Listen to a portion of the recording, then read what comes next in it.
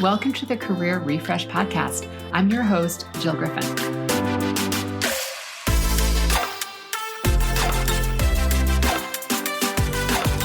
I'm a former media and marketing executive turned career strategist and executive coach. I spent my career working my way up and through the ranks of global organizations and startups, and today I show others how to do the same. Join me each week as we discuss the strategies and actionable steps to leverage your strengths, increase your confidence, and develop your career well-being. Ready? Let's do it.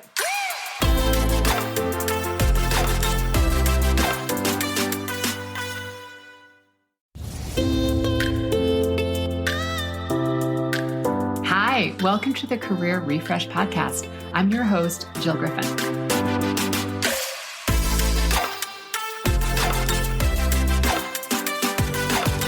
I'm a former media and marketing executive turned career strategist and executive coach.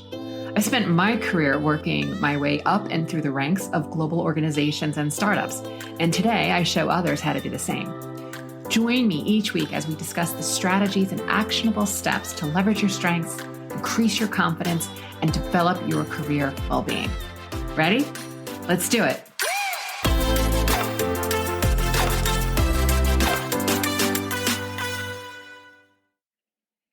Hey everyone, welcome back. This week I am sharing an edited clip from a recent course that I gave. It was a career strategy mini course and really helping people understand in this job market, wondering, should I stay? Should I go? How do I create clarity around what it is that I want and also create a career strategy? So if you're finding yourself like anxious or wondering what's next, in this mini course, I gave the state of the Q3, Q4 2022 job market and the mental recession that we're in, a new take on resumes, some of the best tips to really beat the applicant tracking software, also known as the ATS, why those higher level $150,000 US dollar plus level jobs are not posted on job boards and what you can do instead. We talk through some ways to answer salary range questions. We also talk about how do you answer questions when you don't actually have obvious results to talk about your experience and your achievements. And what this clip is the 3 BS blockers that completely mess up your career. So if you're interested in this course, you know what? It is still available and it's only $29. So I'm going to put the link in the show notes. If you're following me on Instagram, and I hope you are, you can also get the link there. The course comes with basically 4 video modules. There's worksheets. You'll get immediate access to building out your career identity blueprint. And it's really going to help you understand, like, as you work through this next quarter, how do you want to be approaching your job? Whether you're staying in your job or going, everything in this course is absolutely helpful for you. And you'll get access to all this content for 6 months. And it's $29. Wanted to make it really easy and accessible for everyone. So give a listen in. As always, I'd love to hear your thoughts. You can email me at hello@jillgriffincoaching.com or hit me up on Instagram, follow me on LinkedIn, send me messages there because I love hearing from you. And I really appreciate you all. All right, my friends, have a great day and give a listen. I'll talk to you soon. What I have seen is that there are 3, I call them 3 BS blocks, 3 belief systems. They're also known as bullshit. 3 bullshit blocks that I find that are consistently blocking people's career. And the odds are that you have had or experienced this. I mean, it could be for a day, it could be for an hour, it could be for, an entire run at a particular job that you were working on. And they are imposter syndrome, people pleasing, and perfectionism. And perfectionism and people pleasing tend to be sisters of each other. They tend to really lock in. But what I'm going to talk about today is the more sneaky, stealthy ways. Because if you're on any of like Pinterest or Instagram, you've probably seen, people talking about these conditions. And I probably shouldn't call it conditions because they're not diagnoses. It's about mindset, but there are plenty of people who are talking about them. But I find that they show up in really, really stealthy ways. And what we're talking about is like, as so many of us are achievers, but we may be anxious achievers and high performing achievers. And we go from feeling good to feeling bad really quickly. And we don't always know why. And when it comes to imposter syndrome, it's often the fear that we feel like we're going to lose out on the job, or we're going to lose the job because we're not qualified. So when we don't address it, what happens is that it's going to prevent us in so many ways from really being fully active, because we're always going to try to censor ourselves, where, there's constant chatter and constant negative thinking in our head. And we're going to continue to want to chase the wheel, right? It's the dopamine response cycle. So dopamine is the anticipation drug. I want it, I want it, I want it, I want it. Whether it's cake, alcohol, or the job, it's still the anticipation. But what happens so often, especially in the way that we all work, is we never stop to appreciate that we got it. We never actually let ourselves feel the emotion of getting it. So because we don't know we got it, we still keep wanting it, right? So that's one of the things that happens with imposter syndrome, is that we don't realize that we have it. We don't realize we've achieved it. So we keep having to chase it. Then we're othered. We can be in an environment in which we're the only one of a particular gender. We're the only one who had a different experience, right? One of these things doesn't look like the others. And then we start to think that something about our experience isn't right. And that, for me, also is a big trigger warning to yourself to know that, like, well, if you're female or non-binary, you're never going to be male. So you are going to be, quote, othered. So it's not imposter syndrome, because you can't actually be the thing. So you just want to, it's still a mindset fuck, right? But it's not actually imposter syndrome, because you can't be what you literally cannot be. So what we're also finding is that the way imposter syndrome and what I see show up is ways in which, we're reluctant to speak in a group meeting.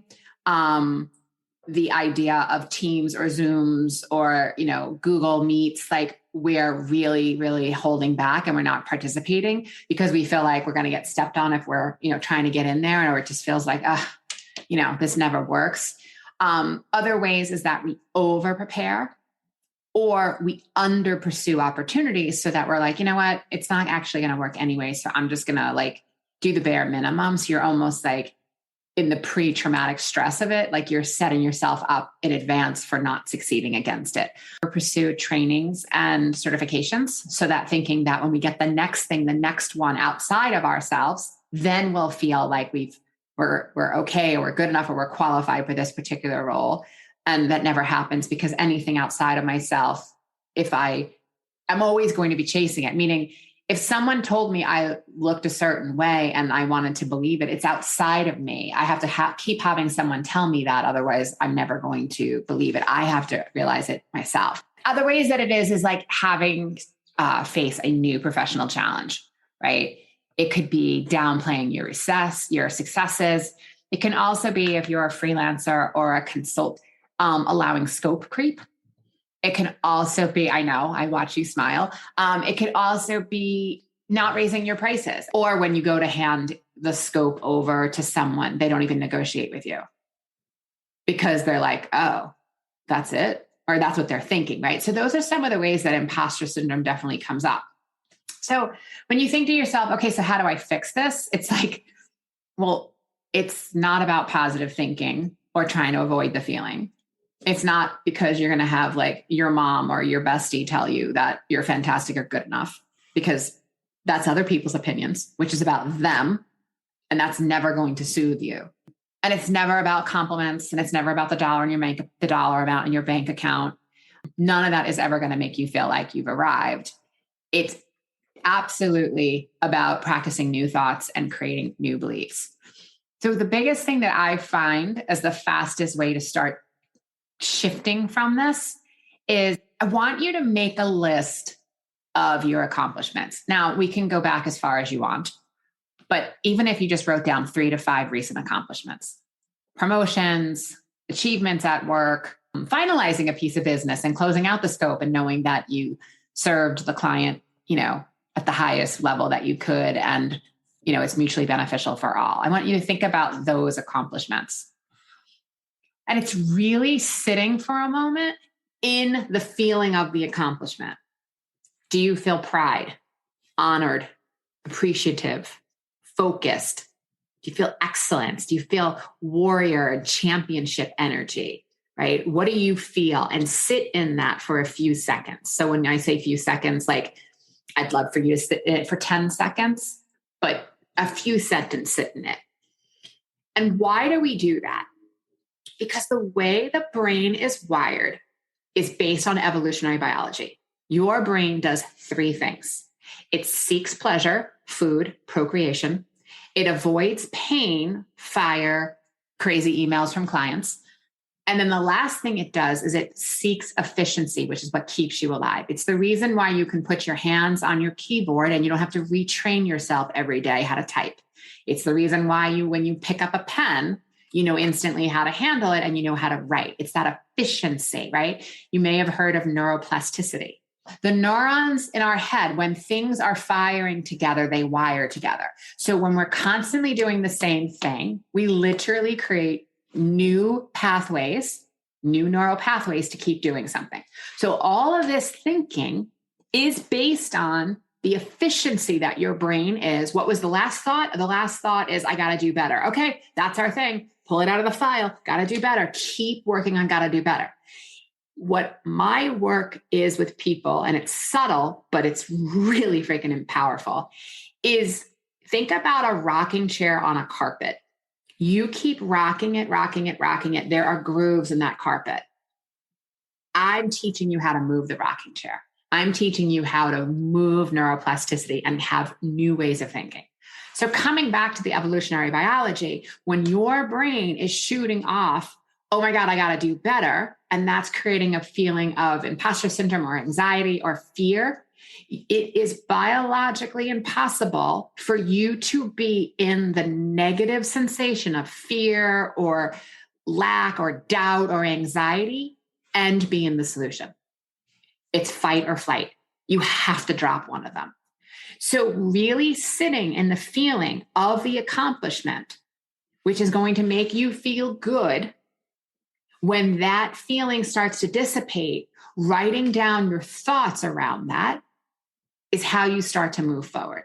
Because then each time you have the negative thought, you experience it, you let it go. You get yourself to think about, okay, let me think about an accomplishment I have.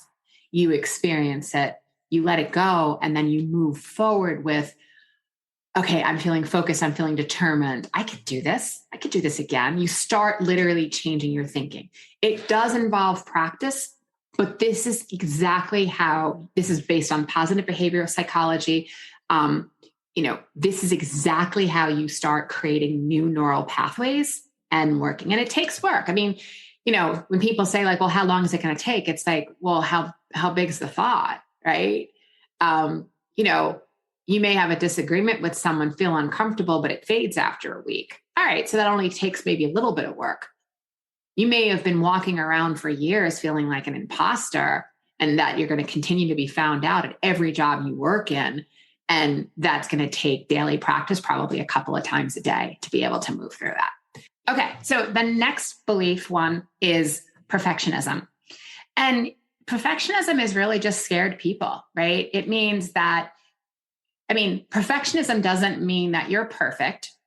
We know this, but that you're trying to be perfect, but there's no perfect. Like I was even reading recently around the IOC, the Olympics Committee, and how a 10 is actually not about perfection. It's about, there are bands of what you need to do at each rating point in order to get that score. So the perfect score is something that the media has taken on and said that a 10 is a perfect score. Okay, so it's the highest score, but it doesn't mean you're perfect. People have gotten a 10 in sports competitions and actually not been perfect. So it's such an interesting thing when you pull it back into thinking that you're chasing something that looks like perfection, and it just simply doesn't exist. What happens often is that you're living in extremes. You're carrying a scorecard that every day you're either winning or failing. And it's going to show up very often with people in that they're going to hold themselves back. They're not going to want to compete against the goal because the idea of getting feedback or criticism or failing feels too big for them. So they don't want that. And then they're at times also showing up where they're seeking validation from others. Like, is this okay? Is this work good enough? Do I need to fix this? Did you like what I sent? Right? You're constantly checking with other people. Now, I get it. We work for people. So we do have to meet the standards of whatever the requirements are of the job. But you have to give that validation to yourself first and be like, is this the best job you could have done with the time, the resources, and the knowledge you have? And if the answer is yes to that, as Seth Godin would say, you got to ship, you got to move forward, you've got to get it out the door. And yeah, there might be feedback, but you have to bifurcate the feedback of you versus the project. So one of the other ways is like you're afraid to be called incompetent, or you feel like you're going to take the feedback personally. And then what starts to happen is that your worth is connected to productivity and activity and busyness versus value. So your worth based on how much you're doing, you are either worth more or worth less based on your own brain. So as someone like myself who spent the bulk of her career in strategy, there would be days on end where I didn't physically produce anything because I'm doing the research, I'm doing the market research, I'm collecting data. And early on in my career, this would bother me until I figured out that this can't, like, creating value and being busy there's nothing to do with each other. They're on opposite sides of the stick. Being busy is exactly that. You're busy, but that doesn't necessarily mean that you're creating value. So when you're thinking about perfectionism, really understanding that you're always looking for the satisfaction that you're getting a good job. You don't let yourself be celebrated, but you let other people tell you that you're doing a good job, and that you're constantly focusing on the lack of, but you're not, it's like almost calls into also like thinking about, well, I didn't hit all of these things, so therefore it wasn't good enough. And I just want to be clear that I'm not confusing perfectionism with ambition. Striving for big goals and big things is great. It's how we grow. But a lot of perfectionists actually don't achieve their goals because they're never fully finishing because they don't want that actual feedback. You think that if you think and acted perfectly, you would minimize like blame and judgment and shame. And it's not true. It's never, you don't want to be hurt. You don't want to be vulnerable. You don't want to experience the failure, but experiencing that failure and mistakes are necessary for growth. And again, the worst thing that can happen to you today is a feeling. I'm not saying it feels great. Failure can feel really crummy in the initial moment, but processing that through is where you start to create what's next for you. So we're not talking about lowering your expectations. We're talking about creating awareness. We're talking about really looking at how do you want to approach this particular project? You want to think about, well, what's the inspirational goal? What's the medium goal? And what's the minimum requirement? So I don't mean bare minimum to do. I don't mean the worst job ever. I mean, what does success look like at the minimum, the medium, and the inspirational? And sometimes you're going to hit that inspirational. But as you're going through your work, really deciding what's realistic based on the time, resources, and data you have, and constantly separating story from fact. Because if you can't prove the thought that's in your head, and it's really easy to say, can you prove it? Yeah, this is true. Okay, prove it. I can't prove it, right? Then you know that it is story and not fact. You really want to think about it's a similar thing where you're tapping into that fear, you're allowing that fear to process through your body, and that you're thinking about, okay, what does it actually mean for this project to be successful? What are my own requirements? And they may change every time. And just know that it's not going to happen every day. It's like a small peeling back and really shifting out of that perfectionism. And again, this is another area where working with a coach or a therapist is going to be really, really, really helpful to help you constantly see what your mind is doing to you and that it's setting unrealistic. That I find that is so impactful within our belief system is the people pleasing. And this one is so sneaky and stealthy, where people pleasing is self-abandonment at its core. And it's also a lie. It's this somewhere in your life, you learn rules that you in your brain and the way you move through society, both within your family and people around you, that there was a rule, there was a reward. And if you follow the rule and reward, if you followed the rule, you got the reward. So something happens where along the way, you do something, you get the praise. You do something, you get the reward. And then because people are messy, at some point you do it, but the person didn't respond to you, didn't give you the reward. So you work a little harder. Oh, okay, you got the reward again. Then again, at some point you stop getting it. So what you're doing is you're constantly moving the bar higher and higher and higher and higher, which is why people pleasing and perfectionism are sisters of each other. You don't necessarily have to have both, but a lot of people do at times experience both. And you find that somewhere along the lines, like you're in this cycle. And where I find people pleasing comes most commonly in the workplace is through two places, either one, the overachiever, or two, the quiet seeker. So the overachiever is coming from, you try to be proactive, you try to anticipate everyone's needs, you try to read their minds, you're overworking to get the credit, you're always jumping in for the opportunity. Because again, you want to have that reward. You want someone to say, oh, good job, Jill. Like, we really needed your help on that. You're feeding off that. And, you may not always answer questions honestly because you're afraid it might not make yourself look good, or you give some sort of like BS answer. And it's all because you're trying to please others. You're trying to you're guessing what they're thinking, and then you're trying to act as accordingly to what you think they're thinking. And then you want to do enough, but not too much. You want to be strong, but not too strong. You definitely want to be friendly, but you don't want to be overbearing and too much. And then, you want to be firm, but you don't want to alienate others. And then you want to be opinionated, but not so much that you start to insult people. You can see like, oh my God, this just turns into a level of burnout. It's exhausting. And there's the external burnout, which is the physical impact of overworking, overthinking. And then there's the internal burnout, which happens to a people pleaser, where they then turn around and they start really beating themselves up. Why did you do this again? So you have two kinds of burnout. There's what's physically happening, and then your own beat up job to yourself.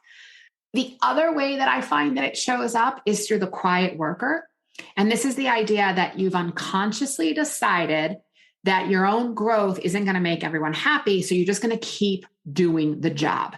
You find a way to shrink, perhaps to fit in. You're always saying yes to the impossible deadline without renegotiating. You're taking on so many responsibilities, more than you can comfortably manage, because you don't want to disappoint anyone. And then you're remaining quiet in group settings, mainly because you want to maintain harmony. And even though you may disagree or have other thoughts or feelings around it, you don't actually share them. So being afraid to being asked for those bigger opportunities, those raises, those promotions, not speaking up openly in your career, it's going to obviously impact your career. And the thing that I find so interesting about the quiet worker is that their peers may know the contribution they bring, but leadership doesn't. So this idea of like, I'm going to do this to get a reward or because I have to, doesn't work. So then you start to feel really frustrated and resentful. And then you're not comfortable with saying no or renegotiating the priorities. So again, when it comes to that, it's the same thing, right? The symptom may look different, but at the end of the day, the root cause is always coming back to everything we do in life is because of how we want to feel or because of a feeling we want to avoid. There's never an exception. And we don't want to always feel the feeling of, oh, I have to say no to you. What are you going to think of me? I have to disappoint you. What am I going to think of me? All right, I'll just do it anyway. And we don't want to feel that tension, that discomfort, maybe at times a debate or an argument. So we keep giving of ourselves. And again, it doesn't work. So where you do there is really understanding that when you clean up your emotions and that you really separate yourself, it's almost like a codependency, and stop constantly being the chameleon and peeling back those layers little by little and processing your own negative emotions around it, you can really start to shift things. Identify that, there's going to be a powerful emotion. You may need to say no to someone. You may need to renegotiate with a boss or a client or a colleague. Breathing, allowing the feeling again to come up, really noticing, oh God, look, I feel it in my chest. Now it's in my stomach. Oh, wow, it's in my shoulders. And just doing that processing of the emotion again soothes the primitive brain so it can calm down and realize it's not dying from this experience. And then you can get back into the prefrontal cortex and think again. So again, even though all three of these situations are different ways that it shows up, the antidote to all of them is the same, in that you have to process what you're feeling. Again, once you learn how to do it, you can do it on your own. I always recommend that you do it with a coach or a therapist or someone who's trained to help you process that, so that you can separate everything, like the story from the fact, and then get back into using your strategic prefrontal cortex to decide where you want to go from there. And those are the three biggest blocks that I see that totally mess up people's careers. Okay, folks, so you just listened in on one of my recent classes, and I hope you found a lot of value in it. I also wanted to let you know that one of the things that I'm offering and working with people on right now is a strengths and strategy session. It is a 90-minute session in which you get access, you do an assessment on your Gallup CliftonStrengths, and we go deep. We understand what is happening with you as a leader. What is your management style? How are you showing up within your organization? We also really take note that strengths show up in pairs. So strengths are not to be looked at in isolation, but what happens when you start looking and weaving the power of your different strengths together? And then what is the goal that you have for yourself this year, this month, and how are we using your strengths to get you towards that goal? In addition to your mindset, because for me, we're never doing anything without mindset, because mindset without action means that we're just sitting there having really good thoughts, but not taking action. And then action without mindset means that we're taking action from our current mindset, which may not be serving us. If this is interesting to you, I will put the detail in the show notes. I would love to meet you. I would love to do this work with you. And listen, I've said before, and I'll say it again, that I feel that there is no faster tool than to look at your strengths to create confidence, conviction, and hope. Okay, people, I have so much appreciation that you're here. And listen, if it feels right for you, subscribe. I want to get this word out. I want to continue to make this content free and accessible to as many people as possible. So hit subscribe, give me a review, and I'll see you next time. Thanks so much.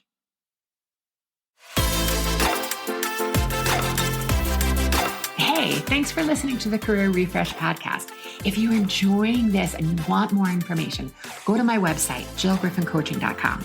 There you can find information on how to work with me one-on-one, or my group programs, or even bring me into your workplace. I'll put the link to my website in the show notes. But hey, listen, before you go, do me a favor, rate and review this podcast, because it definitely helps me get the word out to people everywhere so that they can also thrive in the workplace. All right, friends, I appreciate you. I'll see you soon.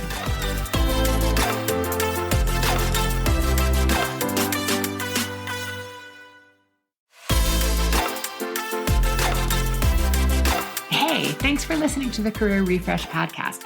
If you're enjoying this and you want more information, go to my website, jillgriffincoaching.com. There you can find information on how to work with me one-on-one, or my group programs, or even bring me into your workplace. I'll put the link to my website in the show notes. But hey, listen, before you go, do me a favor, rate and review this podcast, because it definitely helps me get the word out to people everywhere so that they can also thrive in the workplace.